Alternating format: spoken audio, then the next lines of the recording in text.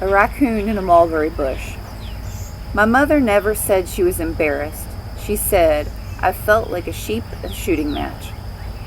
She spoke in colorful phrases, cliches perhaps, but always interesting, always ear-catching. If a person was happy, for example, he was grinning like a possum. Sometimes he had a smile like a mule eating strawberries. He could be happy as a tumblebug in a manure pile, or a hog in slop bucket. Sometimes a honeymooning couple would be as happy as two coons in a mulberry bush. A person could be as happy as a lark, or happy as if he had good sense. A starless night was darker than a sack of black cats. Ordinary blackness was black as tar, or black as pitch. Red was always red as a beet, as in, I felt like a sheep in a shooting match, and I got red as a beet at church when I shifted my weight and realized I had crunched a dirt dauber's nest that I didn't know was in my corset. She imagined the stunned spiders coming to life when the air hit them that the dirt dauber puts in his nest for the little ones to eat when they hatch. In Mother's lexicon, money was always scarce as a hen's teeth. She always had more fun than a barrel of monkeys. A dishonest person was crooked as a dog's hind leg. She was never merely sick, she was sicker than a dog.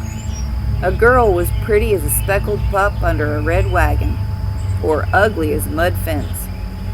She might even have a face that would sour buttermilk. That expression referred to the disposition rather than the facial features.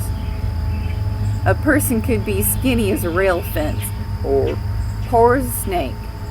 Other colorful expressions were dull as fro, fine as frog hair, mean as a snake, lazy as a hound, clean as a hound's tooth, lower than worm's eye, tough as a pine knot, easy as rolling off a log, mad as a wet hen, wet as a drowned rat, as contrite as a whipped pup, as busy as a bee, as naked as a jaybird or a picked bird, as tight as the bark on a tree, as hard as nails, as fit as a fiddle, slicker than a greased bottle, as dumb as a wedge, as green as a gourd, as rough as a cob, referring, no doubt, to our substitute for toilet paper.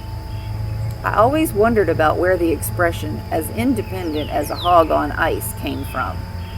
I could envision a pig on an icy surface, and never could imagine that he wouldn't need help.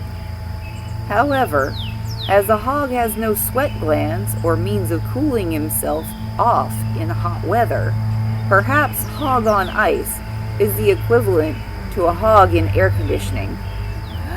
My friend Jewel Whitmer describes bored school children as wiggly as worms in hot ashes. Longtime WSIP disc jockey Bill Barker's expression was, as nervous as a long-tailed cat in a room full of rocking chairs. We once had a visitor who ate 3 platefuls of food and about that many desserts. When he finally pushed back his plate, replete, he said, I feel as well over them few bites as if I'd eat hearty. That is still our family joke after we've eaten more than we should have. As I came back from Cedarmore last night, it rained cats and dogs. Visibility from Stanton was nil.